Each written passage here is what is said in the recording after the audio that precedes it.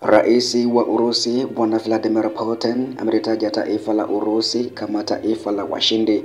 Kwa nini amezungumza hivyo na kipi hasa ambacho kimepelekea aweze kuzungumza hivyo? Basi na kusihi ya kwamba ungana nami mwanzo hadi mwisho wa ripoti hii, ambako baada ya kusikia kile ambacho amekizungumza kuhusu Urusi ya kuwa ni taifa la washindi, basi pia nitakufahamisha kile ambacho amekizungumza kuhusu hali nzima huko mkoani Kursk, ambako wanajeshi wa Ukraine waliweza kuzamia mwaka jana mwezi Agosti ya mwaka 2024. Utasikia kile ambacho pia amezungumza kwamba wanajeshi karibia wote wamefukuzwa, huku baadhi wakijificha kwenye mahandaki au baadhi ya majumba wakiombwa kuhamishwa kutoka eneo hilo. Basi karibu sana, ungana nami mwanzo hadi mwisho wa ripoti hizi, na pia nakukumbusha kwamba unaweza kubonyeza neno subscribe kama bado hujafanya hivyo, ili pia ripoti zote ambazo kila siku nimekuwa nikiziweka hapa uweze kuzipata kwa muda mwafaka kabisa. Rais wa Urusi Bwana Vladimir Putin amelitaja taifa la Urusi kama taifa la washindi, akisifu nafasi ya nchi hiyo katika kushindwa kwa Umoja wa Kisovieti dhidi ya Ujerumani ya Nazi katika vita vya pili vya dunia. Kiongozi huyo wa Urusi aliyasema hayo siku ya Jumatano katika mbio za marathon za kwanza kabisa za elimu za Znani mjini Moscow zilizofanyika kabla ya kuadhimisha miaka 80 ya ushindi wa Sovieti ya mwaka 1945. Putin alisisitiza dhabihu zilizotolewa na jamhuri zote za Sovieti wakati wa vita kwa kuzingatia hasa mchango wa Moscow. Kwa ushindi hakuna aliyejiepusha, alisema. Urusi kutokana na ukubwa wake bila shaka iliweza kutoa mchango mkubwa zaidi katika ushindi huo. Ilitoa zaidi wana na binti zake waliokufa wakitetea nchi mama na mustakabali wa Urusi wa pamoja. Putin aliongeza kuwa mataifa yaliyoshindwa katika vita hivyo sasa yanajaribu kutoa mihadhara ya Urusi na kupotosha ukweli, lakini hata hivyo alisisitiza kuwa Urusi ni bila shaka taifa la washindi na inaendelea kushikilia msimamo wake wa ushindi. Ninaposema taifa ninamaanisha watu wote, makabila yote ya iliyokuwa muungano wa Sovieti na bila shaka ya Urusi, Putin alisema hivyo. Moscow inaona ushindi dhidi ya Ujerumani ya Nazi kama ishara kuu ya ujasiri wa kitaifa, kwani USSR ilipoteza maisha ya takribani milioni 26.6 wakati wa vita.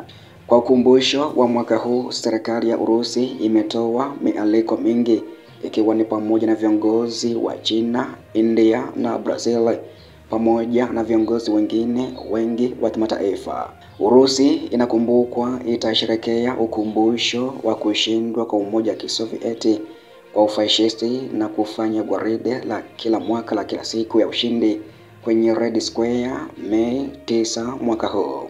Zaidi ya viongozi 20 wa kigeni wanatarajiwa kuhudhuria katika maadhimisho hayo, akiwemo rais wa Belarus anayefahamika kama Alexander Lukashenko, rais kutoka nchini China Bwana Xi Jinping, waziri mkuu wa Slovakia Robert Fico, rais wa Brazil Luiz Lula da Silva, rais wa Serbia anayefahamika kama Alexander Vučić, rais na marais wengine kutoka nchi ambazo zimealikwa katika maadhimisho hayo.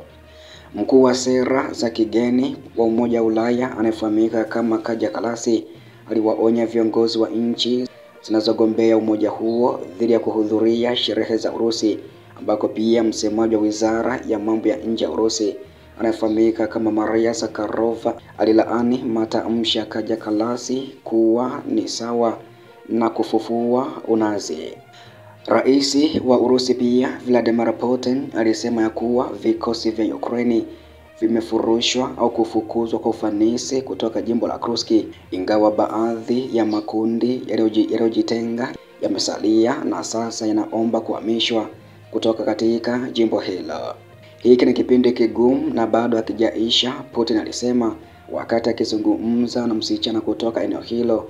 Ndiyo, adui amefukuzwa nje ya mkoa wa Kursk, lakini wengine bado wamejikita katika vyumba vya chini na maficho.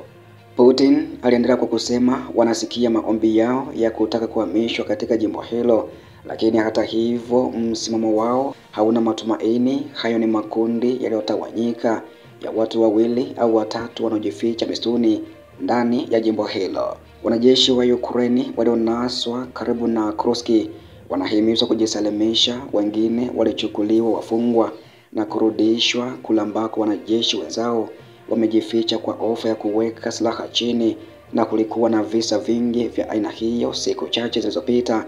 Rais wa Urusi alimaliza kwa kuzungumza hivyo kuhusu ripoti nzima kutoka jimbo la Kursk ambako siku ya 26 mwezi huu kiongozi mkuu wa wafanyakazi wa kijeshi kutoka nchini humo Valery Gerasimov aliweza kutangaza rasmi ukombozi wa mji huo.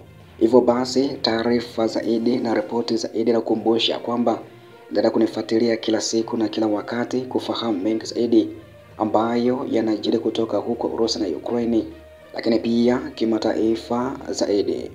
Hivyo basi na kusihi ya kwamba pia unaweza ukabonyeza neno subscribe kama bado hujafanya hivyo, lakini pia na kukumbusha kwamba taarifa hizi na matukio moja kwa moja kutoka mstari wa mbele wa kivita huko Urusi na Ukraine unaweza ukapata moja kwa moja kutoka mstari wa mbele wa kivita kupitia grupu letu la WhatsApp, ambako huko pia unajiunga moja kwa moja na kushuhudia operesheni za kijeshi hizo kwa kulipia kiasi cha shilingi 2500 kwa nambari ya Tigo Pesa ambayo ni 0679619650, yani 0679619650.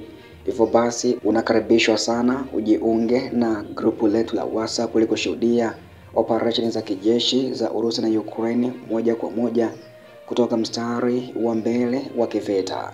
Asante kwa sasa, na pia karibu sana hapo baadaye kupata ripoti zote ambazo zitakuwa zimejiri siku ya leo kutoka kimataifa, hasa huko Urusi na Ukraine.